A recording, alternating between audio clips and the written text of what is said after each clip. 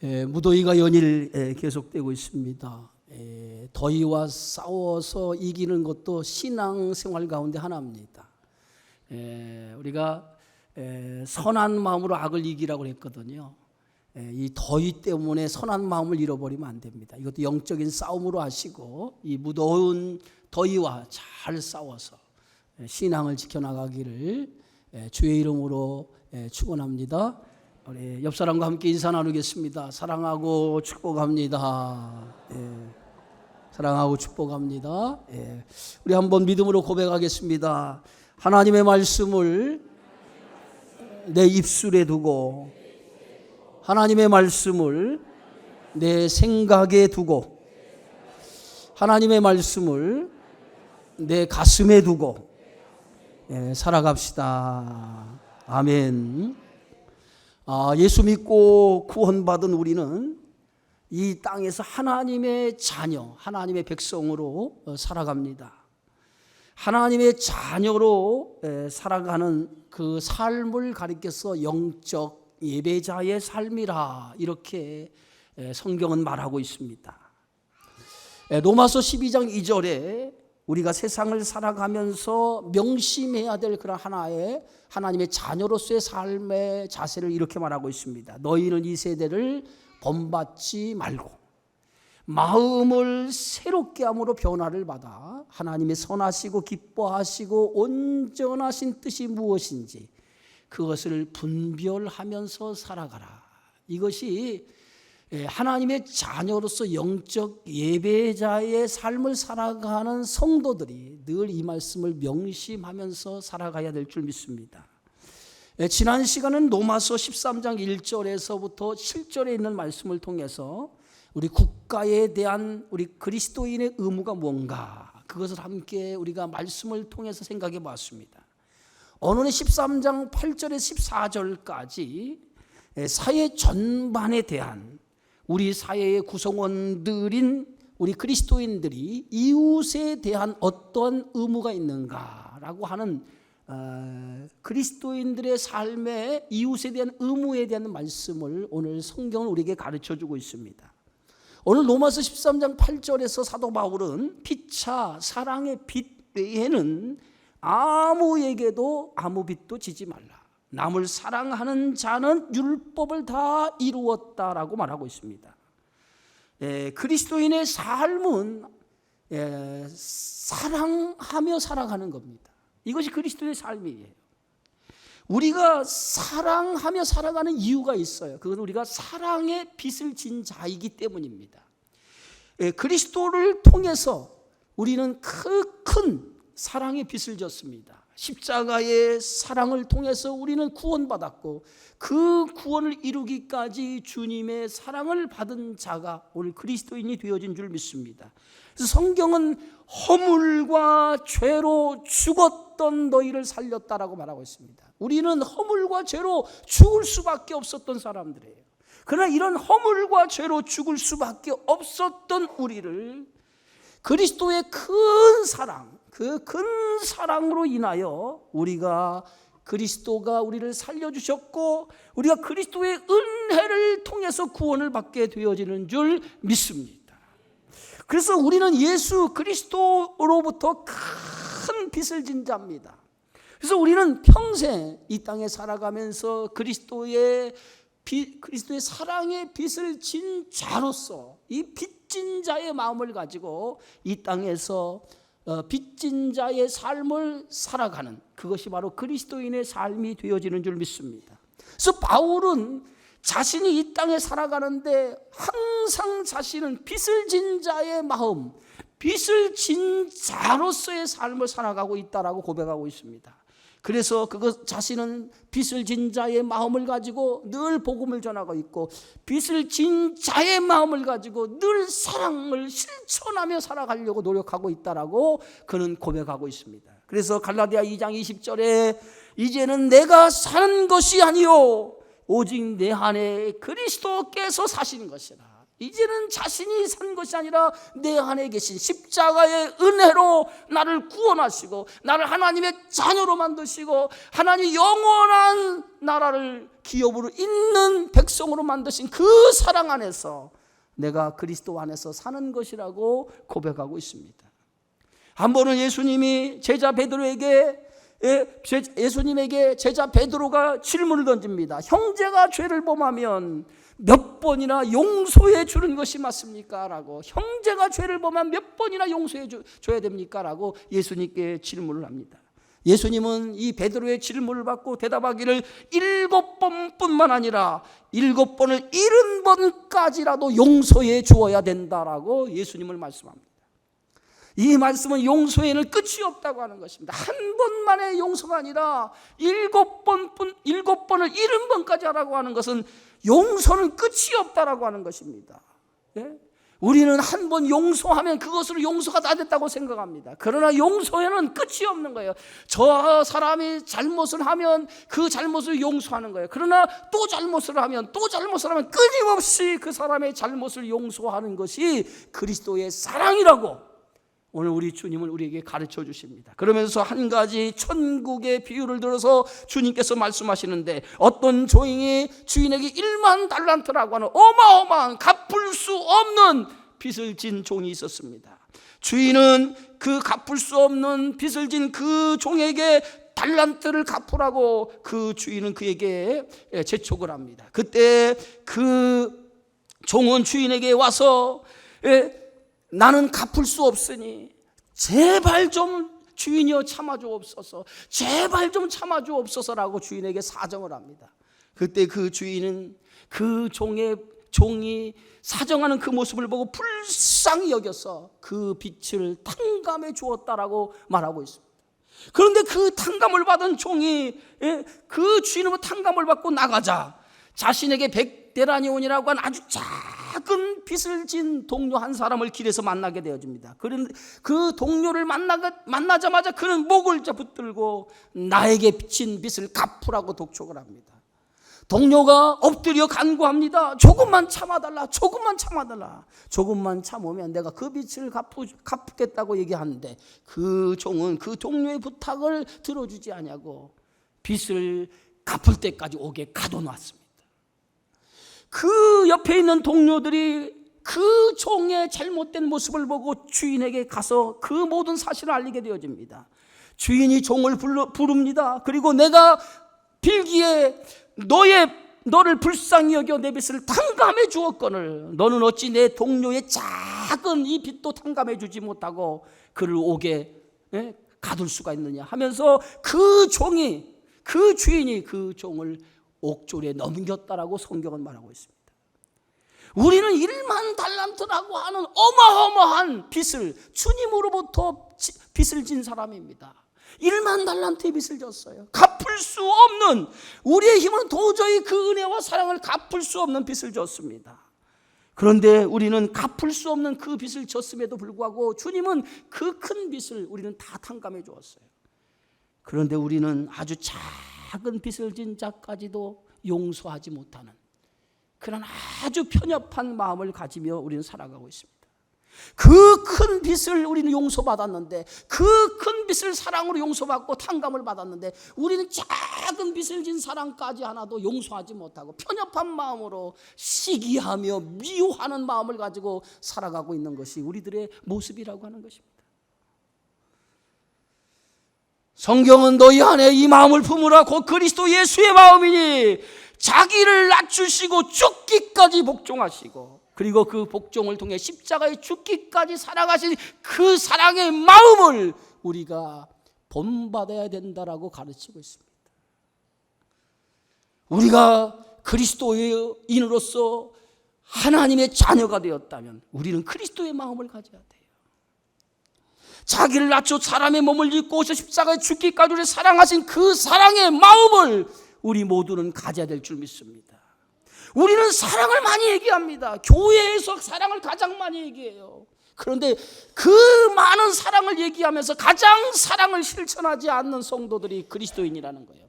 특별히 교회 안에서 우리 그리스도의 사랑을 얘기하면서 교회의 성도들 가운데 가장 사랑에 이루어지지 않는 것이 성도들 간의 관계라는 거예요.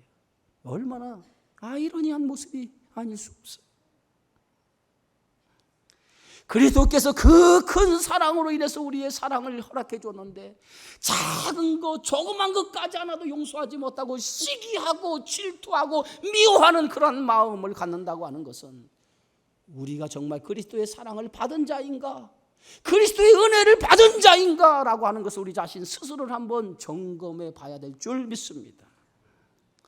용서와 사랑의 마음이 생기지 않는다고 할 때 그것은 그리스도의 사랑이 내 안에 있는가를 생각해 봐야 될 줄 믿습니다. 저 사람이 도저히 용서가 안 될 때 주님이 나를 어떻게 용서했고 주님이 나를 어떻게 사랑했는가를 한번 생각해 보시기 바랍니다.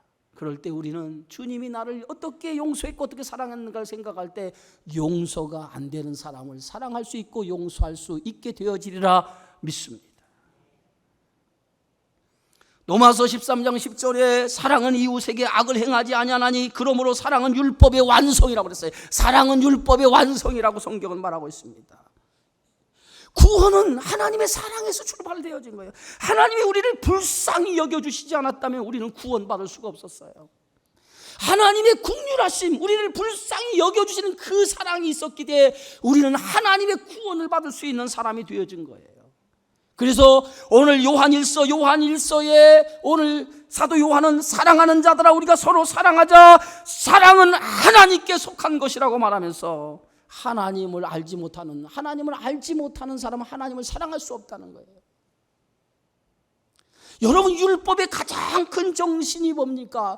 율법의 근간은 10계명이에요. 10가지 계명입니다. 그런데 10가지 계명을 들여다보면 그 계명을 크게 2가지 계명으로 압축할 수 있는데 그 2가지 계명은 뭐냐? 하나님을 사랑하라는 게 첫 번째 계명이고 두 번째 계명은 내 이웃을 내 몸처럼 사랑하라고 하는 것이 두 번째 계명이에요. 어느 날 율법사가 예수님께 찾아옵니다. 그래서 선생님, 율법 중에서 어느 계명이 가장 큰 계명입니까? 라고 묻습니다. 그때 예수님께서 그 율법사에게 이렇게 얘기합니다. 마음을 다하고 목숨을 다하고 뜻을 다해 주 너희 하나님을 사랑하라. 이것이 크고 첫째 되는 계명이고 내 이웃을 내 자신과 같이 사랑하라. 이것이 둘째 계명이라.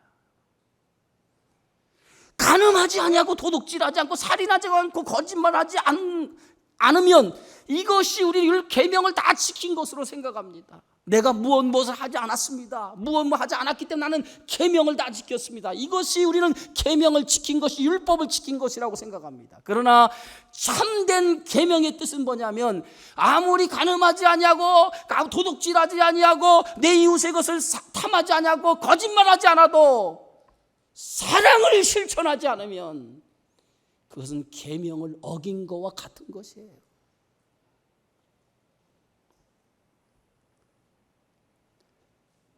뭐 하지 않은 것이 중요하지 않은 뭐 하지 않은 것이 중요한 게 아니에요.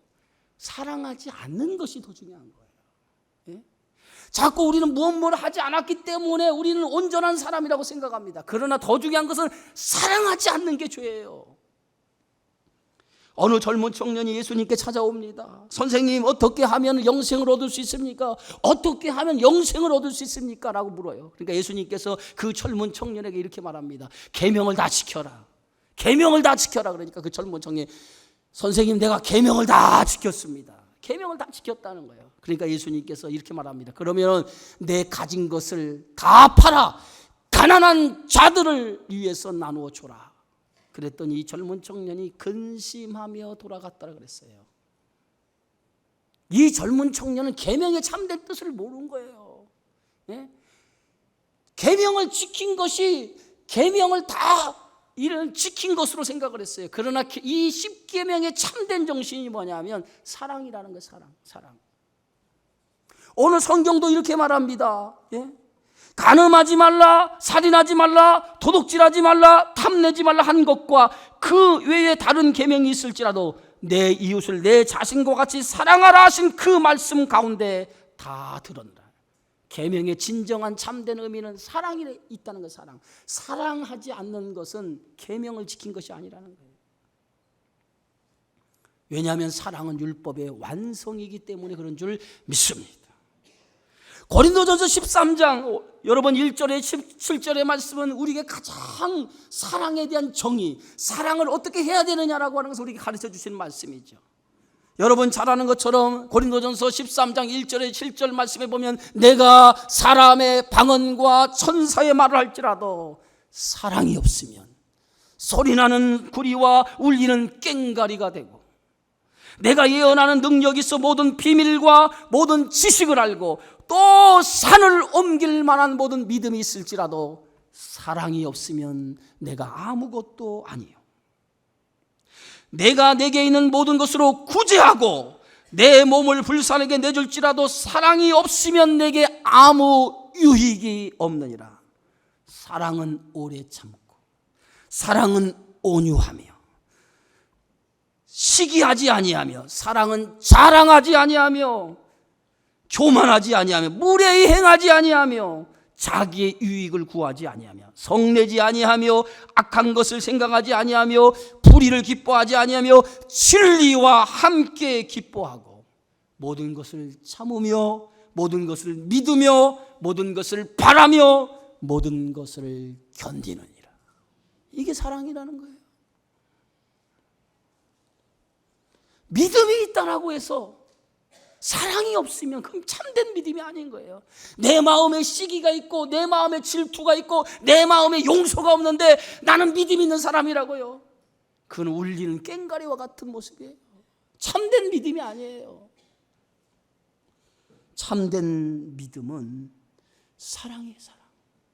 이해하고 용서하는 것, 이것이 참된 믿음을 가진 자의 모습이 되어지는 줄 믿으시기 바랍니다.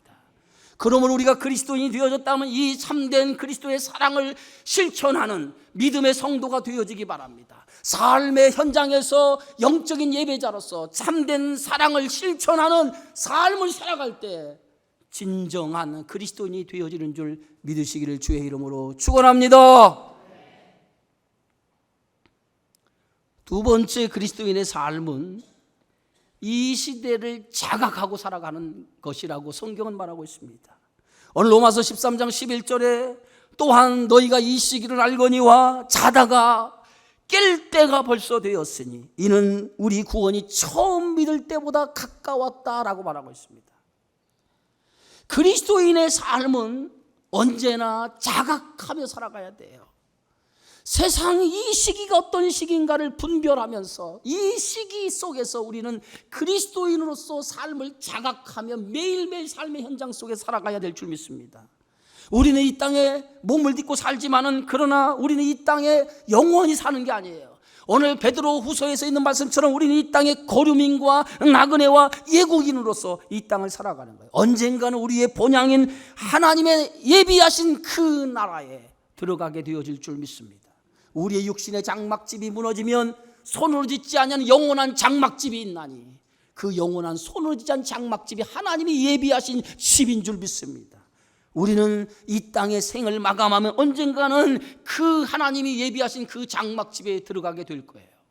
그날을 생각하고 그날을 바라보면서 오늘 이 현실 속에서 우리는 하나님의 자녀로서 그날을 준비하며 우리는 살아가야 될 줄 믿습니다. 우리가 예수 그리스도를 믿는 순간 죄로부터 구원을 받았어요. 그러나 구원을 받았다라고 하는 것은 구원의 완성이 이루어진 것이 아닙니다. 구원을 받은 거예요. 구원의 완성이 된 것은 아닙니다. 구원의 시제가 있어요. 과거와 현재와 미래라고 하는 세 가지 시제가 있습니다. 우리는 이미 구원을 받은 사람이에요. 이게 과거예요. 저와 여러분은 이미 구원을 받았어요. 아멘. 저와 여러분은 구원받은 사람이에요. 구원 받으셨습니까? 구원 받으셨나요? 저와 여러분은 예수 그리스도를 믿음으로 구원을 받았어요. 구원받은 것이 이 구원의 완성한 거 아니에요. 이미 이게 구원을 받았지만 구원의 완성을 위해서 달려가는 과정이 있어요. 이것을 현재 구원의 시제라고 얘기할 수 있어요. 구원은 장차 언제 완성이 이루어집니까? 주님의 나라에 들어가는 것이 구원의 완성이 이루어지는 날이에요. 우리는 지금 주님의 나라에 들어가지 않았어요. 주님의 나라에 들어가기 위한 과정 속에 있는 줄 믿습니다. 그래서 현재 우리는 구원의 완성을 위해 달려가는 거예요.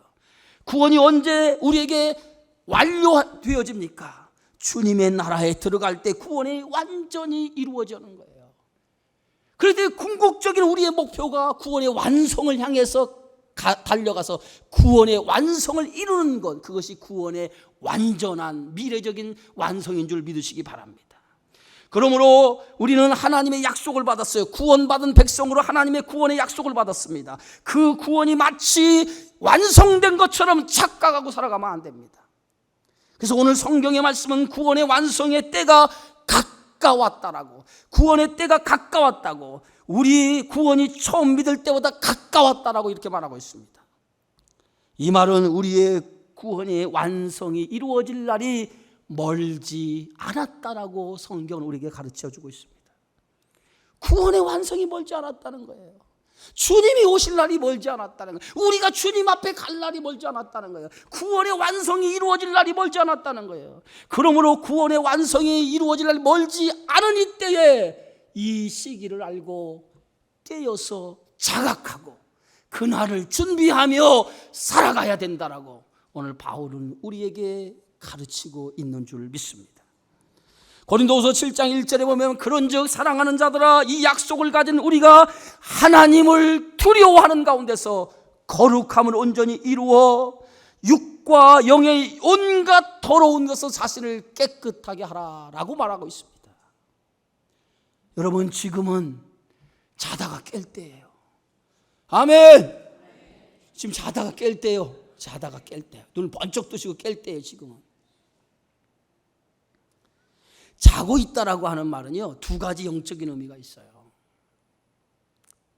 첫째는 자고 있다는 말은 그 사람이 죽었거나, 또 하나는 준비가 안 됐다라고 하는 뜻을 가지고 있어요. 영적인 상태를 가리키는 거예요. 이 자고 있다라고 하는 것은 영적인 상태예요. 죽은 상태거나 아니면 그 사람이 준비가 안 된 상태. 이것을 지금 자고 있다라고 성경은 말하고 있습니다.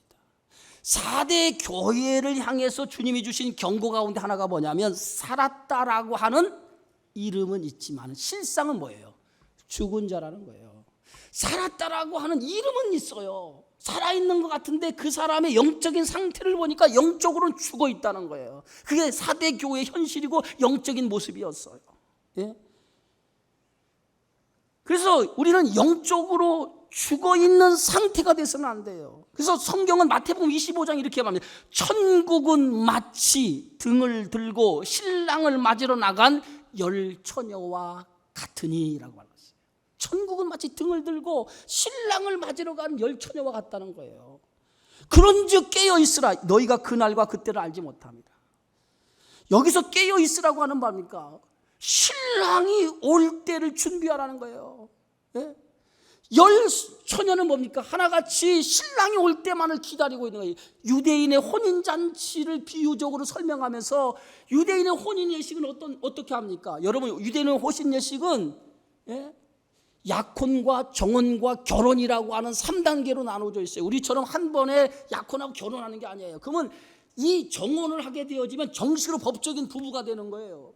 법적인 부부가 되는데 같이 몸을 섞어 살지를 못해요. 정혼하고 난 이후에 그 순간 정혼은 어디 있느냐? 신부 집에서 정혼이 이루어져요. 그러면 정혼을 하면 신랑은 신랑 집으로 가고 신부는 자기 집에 머물러 사는 거야. 그러면 신랑은 그때부터 어디로 갑니까? 자기 집에 가서 신부를 데려올 준비를 하는 거예요. 그 준비는 누가 하느냐? 아버지가 해주는 거예요. 아버지. 그래서 그때와 그 씨는 아무도 모르나니 오직 누구만 알아요?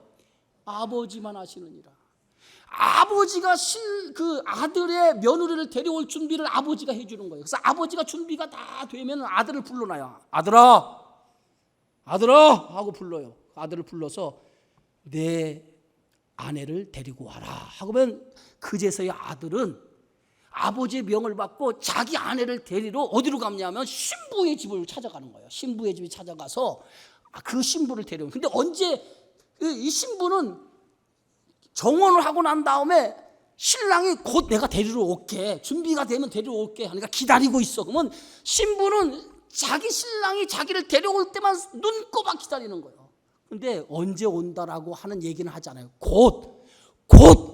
이 곧이라고 하는 단어가 뭐예요? 언제인지 몰라요. 곧. 그러니까 늘 뭐 곧이랑 금방 올 것 같아요. 근데 이 곧이 하루가 1000년 같을 수 있는 거예요. 하나님의 시간으로 계산하면 시간의 두 가지 성경적인 시간의 개념에서 크로노스의 시간과 카이로스라고 하는 시간이 있어요. 여기서 곧이라고 하는 시간은 하나님의 시간을 가리키는 거예요. 하나님의 때, 하나님의 시간, 카이로스 시간을 얘기하는 거예요. 곧이라고 하는 곧, 근데 하나님의 때가 이루어져야 온다는 거예요. 그러니까 이 신부는 신랑이 곧 오리라고 했으니까 곧 올 것만 하고 기다리고 있는데 언제 올지는 모르잖아요. 그러니까 늘 뭐야, 어제나 밤이나 오늘이나 내일이나 신랑이 오기만을 손꼽아 기다리나니, 기다리는 거예요. 그래서 신랑이 오기만을 기다리는데 안 오는 거예요. 그렇다고 해서 신부가 신랑을 맞이하지 않고 그냥 늘어지게 잠을 자면 되겠습니까? 그러니까 항상 깨어 있는 거예요. 항상 깨어서 새벽에 새벽 종소리가 울려서 새벽 기도 갈 시간을 기다려서 항상 깨어 있는 것처럼, 그냥 아무 감각 없이 자는 사람이라고 다른 것처럼 깨어 있는 거예요. 깨어서 신랑이 아버지가 준비가 다 돼 있으니 신부를 데리고 와라 그러면은 그제서야 아들은 신부를 데려오기 위해서 신부가 있는 집을 향해서 갑니다. 근데 신부는 아무것도 몰라요. 신랑이 오는지도. 한밤중에 신랑이 도착을 한 거야. 신랑이 도착해가지고 자기 아내를 맞이하러 가는데 신부가 잠자고 있어요. 기름을 채워서 불을 밖에서 신랑을 맞이해야 되는데 잠을 자다 그만 신랑을 맞이하러 못 나간 거예요. 이것이 비유가 마태복음 25장 슬기로운 5처녀와 미련한 5처녀의 비유의 말씀이에요. 예? 천국은 마치 등을 들고 신랑을 맞으러 나간 10처녀와 같으니, 그런데 여기에 기름을 들고 신랑을 맞이한 처녀는 5처녀밖에 없었어요. 깨어 준비한 처녀만이 신랑을 맞이한 줄 믿습니다. 인자가 올 때는 도둑같이 온다고 그랬어요. 우리는 항상 깨어서 준비해야 됩니다. 그것이 깨어있는 신앙이에요. 그래서 준비하는 신앙이 뭡니까? 우리의 구원의 완성이 이루어지지 않았기 때문에 구원의 완성을 위해서 그 완성하는 날까지 우리는 자각하고 깨어서 그 구원의 완성을 이루기 위해서 두렵고 떨리는 마음으로 구원의 완성을 하루하루 이루어가는 것이, 이게 그리스도인의 삶인 줄 믿으시기를 주의 이름으로 축원합니다. 그래서 오늘 빌립보서 2장 12절, 그러므로 나의 사랑하는 자들아, 너희가 나 있을 때뿐 아니라 더욱 지금 나 없을 때에도 항상 복종하여 두렵고 떨리는 마음으로 너희 구원을 이루어 가라. 바울은 우리의 구원을 이루기 위해서 이렇게 말합니다. 어둠의 옷을 벗고 빛의 갑옷을 입어야 된다고 말합니다. 구원의 완성을 위해서 어둠의 일을 벗어버려야 된다는 거예요. 그리고 빛의 갑옷을 입어야 된다고 말하고 있습니다. 밤이 깊고 낮이 가까웠으니 그러므로 우리가 어둠의 일을 벗고 빛의 갑옷을 입으라, 성경은 말합니다. 밤이 깊었다라고 하는 것은 낮이 가까워졌다는 거예요. 낮이 가까워졌다라고 하는 것은 주님이 오실 날이 멀지 않았다는 거예요. 주님이 오실 날이 멀지 않았어요. 여러분, 주님이 오실 날이, 우리는 종말을 두 가지로 얘기할 수 있어요. 종말은 그리스도가 이 땅에 오시는 날이 종말이에요. 또 하나의 종말은 개인적인 종말입니다. 우리가 죽어서 주님 앞에 가는 날이 종말이에요. 여러분, 살 날이 얼마나 있습니까? 여러분, 살 날이 얼마나 있어요? 살 날이 많은 것 같습니까? 세월이 광음처럼 화살처럼 지나간다고 그랬어요. 여러분, 지나간 세월 보세요. 얼마나 빠른지. 저도 엊그저께 청춘이었어요. 저도 엊그저께 청춘이었다고 사진 보니까 저도 미남이더라고. 보니까 머리숱도 많고요. 딱 봤어요. 그런데 지금 보니까요, 어느 날 내가 내 모습을 거울로 딱 보니까 옆에서 할아버지 얼굴 보니까 배 나왔지, 머리 없지, 할아버지가 됐더라고. 세월이요, 참 빨라요. 그렇다면 세월이 빠르면 갈 날도 멀지 않은 거야. 갈 날도 멀지 않은 거예요. 그러면 이거 뭐예요? 개인적인 종말의 때가 가까웠다는 거예요. 그날은 언제, 무슨 날인가? 하나님 앞에 서는 날이에요. 낮이 오기 전에, 주님이 오시기 전에 어둠의 모습을 벗어던져야 돼요. 어둠의 모습을 벗어던지지만 아직도 어둠 안에서 살아가고 있다면 우리는 주님이 오시는 것을 가까이인데 준비하지 않는 삶을 살아가고 있는 거예요. 그래서 로마서 13장 13절에 낮에와 같이 단정히 행하고 방탕하거나 술 취하지 말며 음란하거나 호색하지 말며 다투거나 시기하지 말라. 낮에와 같이 단정히 행하라. 술 취하지 말고 음란하거나 호색하지 말며 다투거나 시기하지 말라. 어둠을 벗어버리고 단정히 행하여 주님이 오시는 날을 준비하라는 거예요. 예? 여러분, 방탕, 술 취향, 음란, 호색, 다툼, 시기는 뭔지 아십니까? 이것은 다 어둠의 것이, 어둠이 지배하는 것들이에요. 어둠은 누가 지배하니까? 마귀가 지배하는 게 어둠이에요.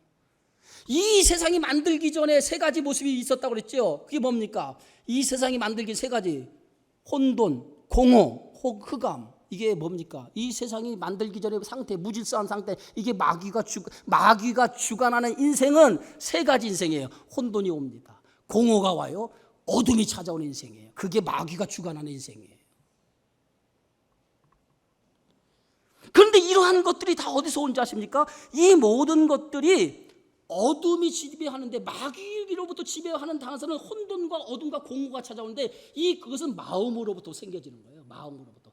그래서 예수님이 이렇게 정결의식에서 말씀하면서 사람이 입으로 들어가는 것이 더러운 것이 아니라 입 밖으로 나오는 것이 더럽다고 그랬어요. 그러면 입 밖에 나오는 게 뭔지 아십니까? 음란, 시기, 질투, 방탕, 비방, 교만, 우매함, 탐욕, 악독, 속임, 이런 것들이 다 우리의 마음 속에서 나온다. 이것이 우리를 더럽게 한다고 그랬어요. 이런 것들이 우리 안에 들어오지 않도록 우리 마음에 단장을 해야 돼요. 여러분, 아침에 거울만 보고 우리 얼굴만 단장하고 거울에 묻은 걸 이건 단장하지 마시고 마음에 단장을 하셔야 돼요. 할렐루야. 따라합시다. 마음에 단장을 하자. 마음은 단장하자고 겉모습만 단장하면 안 돼요. 여러분, 마음에 단장을 해야지. 마음의 단장을. 시기와 질투와 악한 마음과 더러운 마음을 뽑아버려야지. 왜 이런 몸은 안 보면서 겉모습만 여러분 꾸미려고 노력하세요? 속사람을 꾸며요. 속사람을.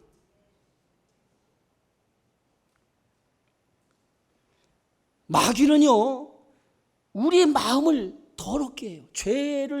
죄가 우리 마음에 틈타게 해서 이 마음을 더럽게 하는 거예요.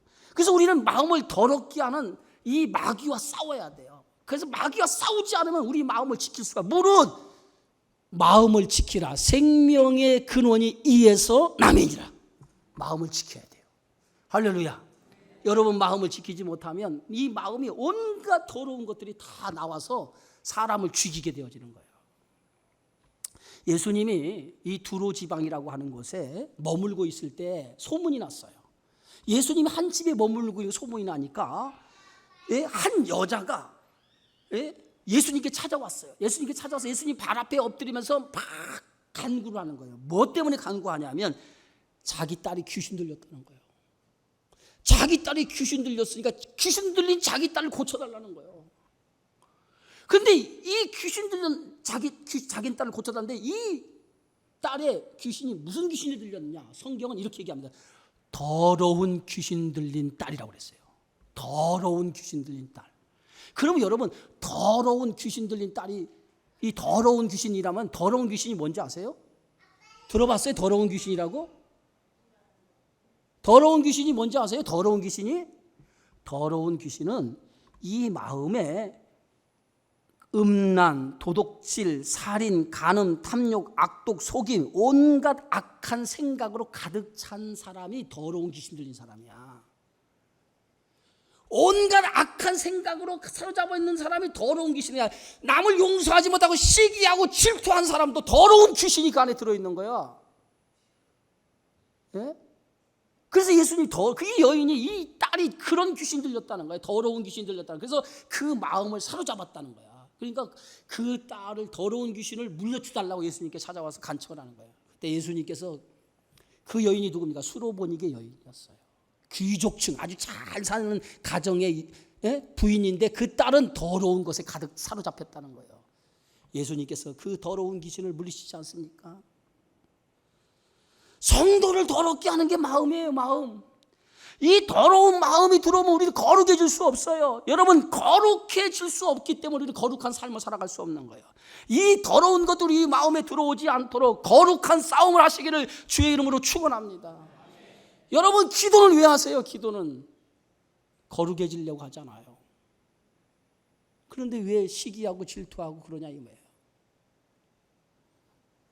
피 흘리기까지 싸워야 돼. 이 더러운 마음이 내 마음에 들어오지 못하도록, 내가 남을 용서하지 못하고 사랑하지 못하는 마음이 들어오면 싸워야 돼. 이걸 몰아내야 돼. 예수 이름으로. 아멘. 예수 이름으로 몰아내서 내 마음에 사랑하는 마음을 주옵소서, 이해하는 마음을 주옵소서, 용서하는 마음을 주옵소서. 그런 기도를 드려야 돼요. 기독교 역사에 큰 영향을 끼친 인물을 꼽으라면 몇 사람 있을 거예요. 그러나 그 몇 사람 가운데 하나가 누구냐면 성 어거스틴이에요. 이 성 어거스틴은 오늘 이 로마서 13장 11절과 14절의 말씀을 통해서 이 사람이 변화가 된 거예요. 이 성 어거스틴은 이교도 아버지와 그리스도인이었던 어머니 모니카 사이에서 태어난 사람이에요. 그래서 16살에 그는 카르타고에 유학을 가서 수사학과 철학에 심취할 정도로 굉장히 머리가 똑똑한 사람이었어요. 그런데 그의 어머니는 이 어거스틴이 자기와 같이 크리스찬이 되기를 간절히 원했어요. 그러나 이 어거스틴은 어머니의 뜻대로 그리스도인이 되기를 거부하고 마니교에 빠지게 됩니다. 그리고 17살에 노예 출신 여인과 동거 생활을 하기 시작하면서 그때부터 이 어거스틴이 방탕과 방황하는 생활이 시작이 되어져요. 무려 32살까지 방탕과 방황의 연속을 하게 되어져요. 온갖 죄악된 생활을 하게 되어져요. 32살이 되었을 때 어느 늦은 여름이었어요. 이 늦은 여름에 밀라노 정원을 걷고 있는데 그 집 밖에서 갑자기 아이들이 노래 부르는 노랫소리가 들리기 시작하는 거예요. 노랫소리가 그 귀에 들리기 시작하는데 그 노랫소리 가사가 뭐냐면 톨레레게 톨레레게. 아멘. 한번 따라하세요. 톨레레게 톨레레게. 졸지 말라고 따라하라는 거예요, 여러분. 따라합시다. 톨레레게 톨레레게. 이 말이 뭐냐면 이 말이 펴서 읽으라라고 하는 노래 가사야. 아이들이 노래를 부르는데 톨레레게 그 노래를 부르는데 이 노래 톨레레게 하는 것이 펴서 읽으라라고 하는 노래 가사란 말이에요. 그런데 그 톨레레게라고 하는 그 소리가 귀에 들리는데 이게 마치 망치로 자기의 머리를 두드리고 망치로 자기 가슴으로 두드리는 소리처럼 들린 거야. 이 소리가 무슨 소리예요? 톨레레게 펴서 읽으라. 망치로 자기 머리를 두드리는 것처럼 가슴을 두드리는 소리로 들리기 시작한 거야. 그래서 이 어거스틴이 그 소리를 들리자마자 방으로 들어가면 집으로 들어가서 집어들었어요. 책을 하나 집어들었어요. 책을 집어들어서 폈는데 그 집어들은 책이 뭐냐면 성경이었어. 성경을 집어드는 거야. 성경을 집어들고 딱 폈는데 그 편 말씀이 어디냐면 오늘 본문의 말씀이에요. 로마서 13장 로마서 13장 11절부터 어떻게 써있냐면 이렇게 써있어요. 낮에와 같이 단정히 행하고 방탕하거나 술 취하지 말며 음란하거나 호색하지 말며 다투거나 시기하지 말라. 오직 주 예수 그리스도로 옷 입고 정욕을 위하여 육신의 일을 도모하지 말라. 이 말씀이 딱 핀 순간에 이 말씀이 자기의 눈에 확 들어온 거예요. 이 말씀이 들어오는 순간에 그 말씀이 비수처럼 자기 가슴에 꼽히기 시작했어요. 비수처럼 자기 가슴에 꼽히기 시작하면서 이 어거스틴이 그 말씀을 받는 순간에 무릎을 꿇어버린 거예요. 하나님 앞에 내가 지금까지 살아온 모든 것들이 한순간에 필름처럼 팍 지나가는 거예요. 얼마나 방탕하고 방황한 생활을 했는지 그것이 필름처럼 팍 지나가면서 하나님 앞에 무릎을 꿇기 시작하는 거예요. 하나님 용서해 주옵소서. 하나님 용서해 주옵소서. 내가 이렇게 방황하고 방탕하며 살았군요 하고 그 순간에 회개하고 그가 기독교인이 되는 거예요. 그래서 그가 거기서부터 변화가 돼서 어거스틴이 성 어거스틴까지 우리 기독교 역사에 엄청난 역사를 이루는 사람이 된 거예요. 육신의 일을 벗어던지고 하나님의 말씀으로 새 사람이 된 거예요. 오늘 로마서 13장 14절에 뭘 얘기합니까? 오직 주 예수 그리스도로 옷 입고 정욕을 위하여 육신의 일을 도모하지 말라. 우리가 입어야 할 옷은 죄악의 옷이 아니에요. 의의 옷입니다. 은혜의 옷이에요. 믿음의 옷이에요. 하나님의 사랑의 옷이에요. 옷은 그 사람의 신분을 말하는 거예요. 그 사람이 무슨 옷을 입었느냐? 그 신분을 말하는 거예요. 어떤 옷을 입었느냐도 그 사람의 신분을 알 수 있습니다. 죄인은 제수복을 입잖아요. 우리는 예수 그리스도를 통해서 의로운 자가 되었어요. 그러면 우리는 의로운 자의 옷을 입었어요. 그러면 여러분 의로운 옷을 입고 있습니까? 예? 그리스도의 옷을 입고 있냔 말이에요. 죄악의 옷이 아닌 그리스도로 의로운 옷을 입고 살아가고 있냐. 그 옷이 뭐예요? 빛의 갑옷이라고 그랬어요. 빛의 갑옷. 우리의 옷은 빛이 드러나 빛이 나타나는 빛의 갑옷이에요. 사람들이 보면 우리는 뭐예요? 악한 거 더러운 것이 없는 빛이 드러나는 갑옷을 입은 사람이 믿음의 성도인 줄 믿으시기 바랍니다. 죄 가운데 살 때와 다른 삶을 살아야 돼요. 예수 믿고 나서 아직도 죄 가운데 살던 그 습관을 버리지 못하고 그렇게 살아가면 안 돼요. 벗어 던져야 돼요. 벗어 던지고 새 사랑을 입고 새로운 마음으로 새로운 각오로 새로운 믿음을 가지고 의로운 자의 삶을 살아가야 될 줄 믿습니다.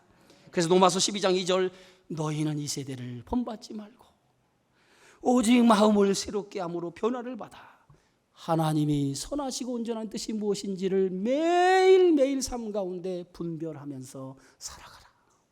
아멘. 좀 아멘 좀 해봐요 여러분. 예? 이것이 그리스도이냐.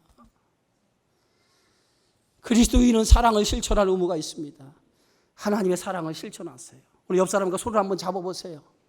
잡아보세요. 따뜻하게 잡아보세요. 잡으셔서 내가 잘못한 거 있으면 용서해 주세요.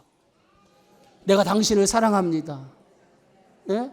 내가 잘못한 거 있으면 용서해서 내가 당신을 사랑합니다. 말로라도 해봐요. 말로도 안 하면 안 돼요. 말로라도 해봐요. 손을 잡고 얘기해 보세요. 우리는 구원을 받았지만 구원의 완성은 이루어진 게 아니에요. 구원의 완성을 향해 달려가는 겁니다. 사도 바울은 이렇게 고백하죠. 내가 이미 얻었다 함도 아니에요.